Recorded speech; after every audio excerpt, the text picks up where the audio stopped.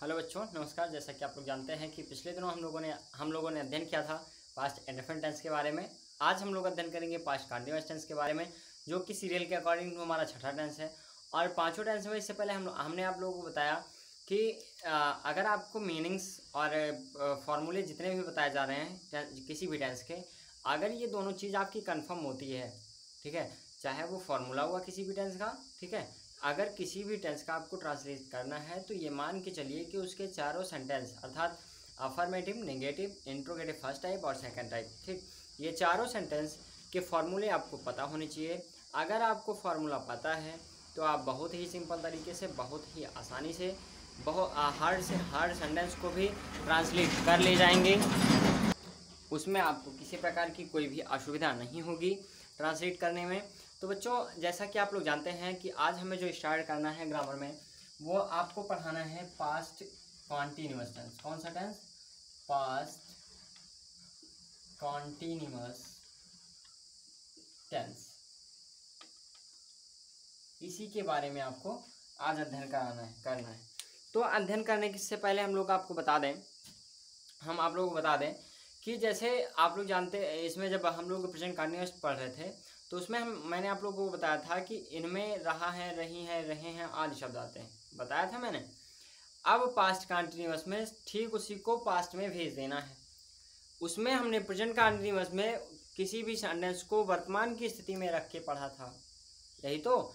और इसको जो पढ़ेंगे वो पास्ट की स्थिति में रखे, अर्थात ये मान के चलेंगे कि जो भी सेंटेंस हम इसमें कहेंगे उसमें ये मान के चलेंगे कि इसका जो कार्य होगा वो बीत चुका होगा, पहले से ही हो चुका होगा।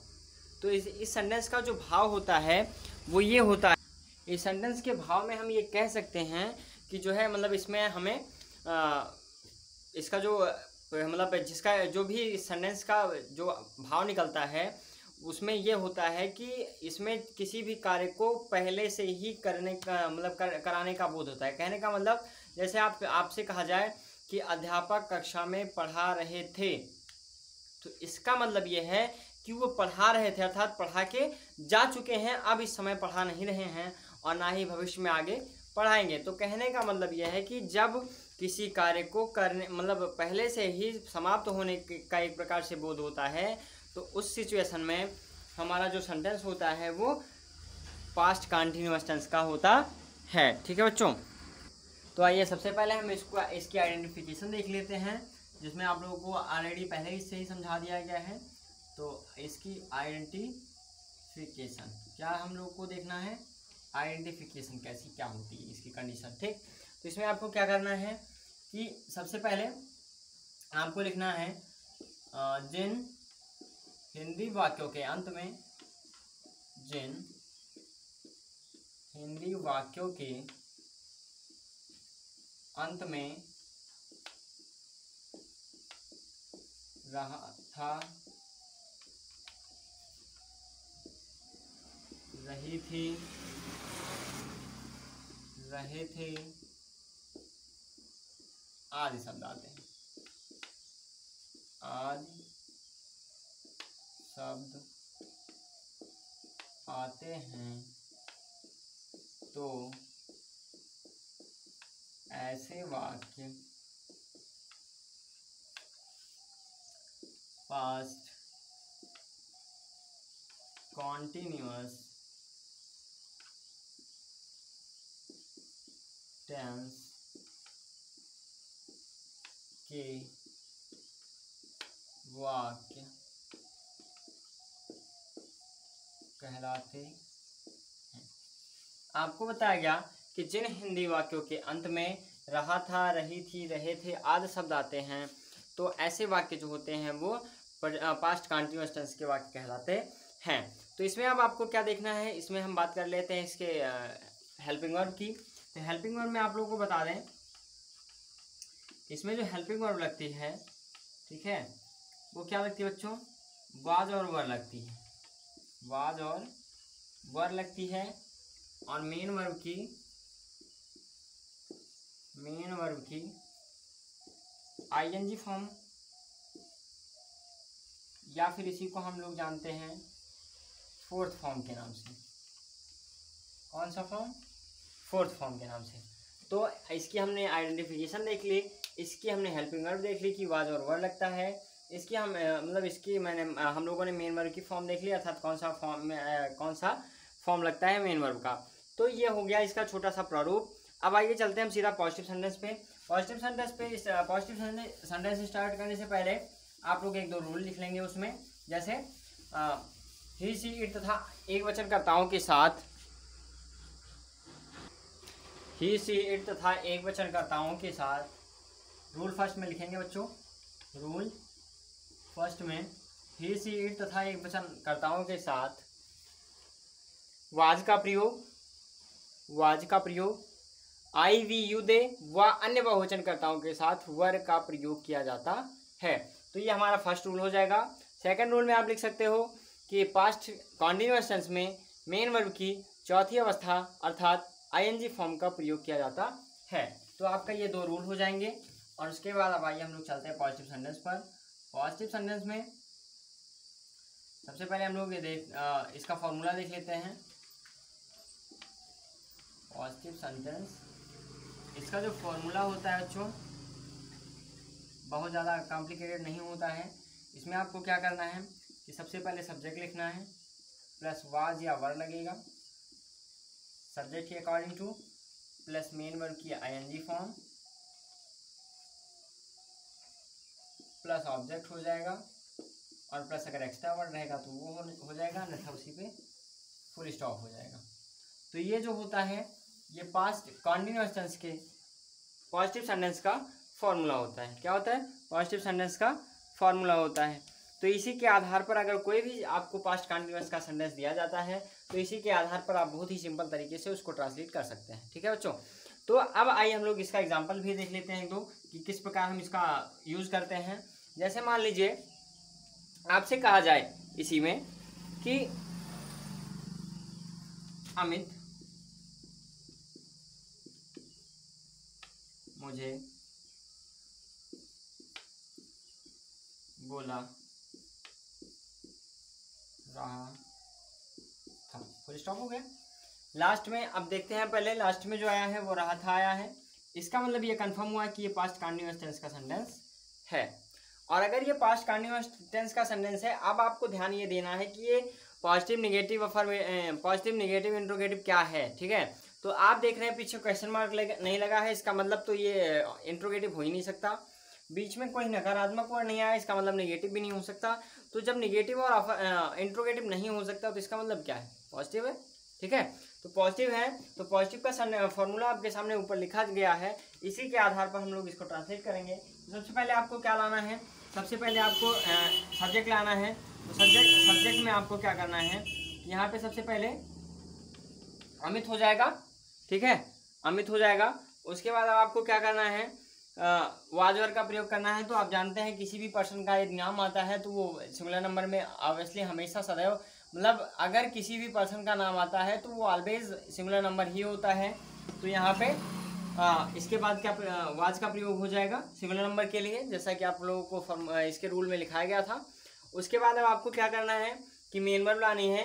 मेन वर्ब आप जानते हैं क्या है इसमें? बुलाना। ठीक है, बुलाना इसमें मेन वर्ब है। तो मेन वर्ब आप जानते हैं काल मीन्स बुलाना होता है, और काल का जो आईएनजी फॉर्म फोर्थ फॉर्म होता है वो कॉलिंग होता है। तो यहाँ पे हो जाएगा कॉलिंग।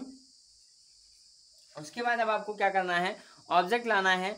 और ऑब्जेक्ट आप जानते हैं मुझे का जो मीनिंग होती है वो क्या होती है?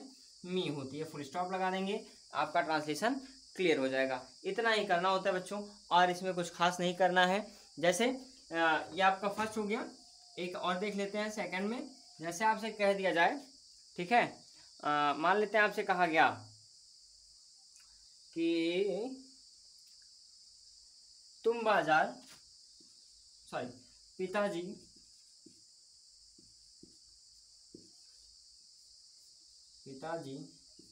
बाजार जा रहे थे। ठीक, आपसे कहा गया कि पिताजी बाजार जा रहे थे। अब आप देख रहे हैं लास्ट में रहे थे आया है, इसका मतलब तो सिंपली ये जो है पास्ट कॉन्टिन्यूअस का तो है ही। अब आपको फिर वही काम करना है, नेगेटिव है, इंट्रोगेटिव है, अफर्मेटिव है, क्या है इसको चेक करना है। तो आप चेक कर सकते हैं। ठीक है। चेक करने के पश्चात जिसका भी होगा, चाहे वो नेगेटिव का होगा, अफर्मेटिव का होगा, इंट्रोगेटिव का होगा, जिसका भी होगा उसी का फार्मूला लगा के हम इसको ट्रांसलेट करेंगे। तो आइए, हाँ, जैसा कि आप लोग जानते हैं कि अफर्मेटिव का है तो अफर्मेटिव का फार्मूला ऊपर लिखा गया है, तो इसको हम लोग ट्रांसलेट करते हैं। तो सबसे पहले क्या हो जाएगा, द फादर हो जाएगा। क्या हो जाएगा बच्चों, द फादर हो जाएगा। उसके बाद यहाँ पे सिंगुलर नंबर की सहायक क्रिया आवाज आ जाएगी। उसके बाद गो की आईएनजी फॉर्म गोइंग हो जाएगा। उसके बाद टू लगा के मार्केट लिख देंगे, आपका ट्रांसलेशन कंप्लीट हो जाएगा। इतना ही करना था। और पॉजिटिव सेंटेंस आप लोग लगा मतलब इसका जितना भी सेंटेंस आपको दिया जाता है, कुछ भी हो, ठीक है, आप बहुत ही आसान तरीके से ट्रांसलेट कर सकते हैं। कोई भी समस्या आने पर कमेंट भी करके पूछ सकते हैं। आइए चलते हैं इसके नेगेटिव सेंटेंस पर। तो नेगेटिव सेंटेंस में भी बहुत ज़्यादा कुछ करना नहीं होता है, थोड़ी सी चेंजिंग होती है इसमें, उसको भी हम लोग ध्यान से देखेंगे। हार्ड नहीं है, समझ में आ जाएगा। जैसे नेगेटिव सेंटेंस की बात करें तो नेगेटिव सेंटेंस में फॉर्मूला जो होता है, आप जानते हैं कि आए हुए नकारात्मक शब्द के लिए नॉट का जो प्रयोग किया जाता है वो हेल्पिंग वर्ब और मेन वर्ब के, अगर सिंगल वर्ड की हेल्पिंग वर्ब है तो हेल्पिंग वर्ब और मेन वर्ब के ठीक बीच में किया जाता है।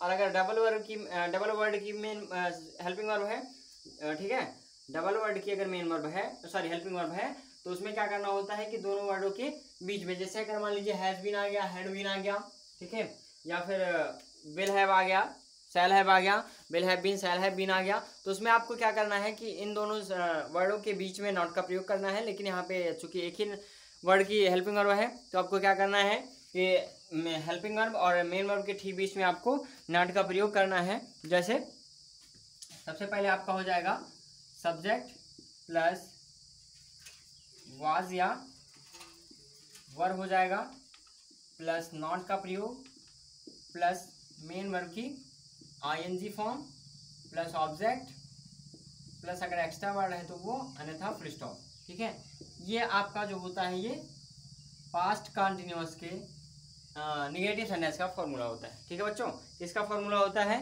पास्ट कंटिन्यूअस टेंस के नेगेटिव सेंटेंस का फॉर्मूला होता है। एग्जांपल देख लेते हैं। जैसे आपसे कह दिया गया, मान लीजिए फर्स्ट में आपसे कहा गया कि मैं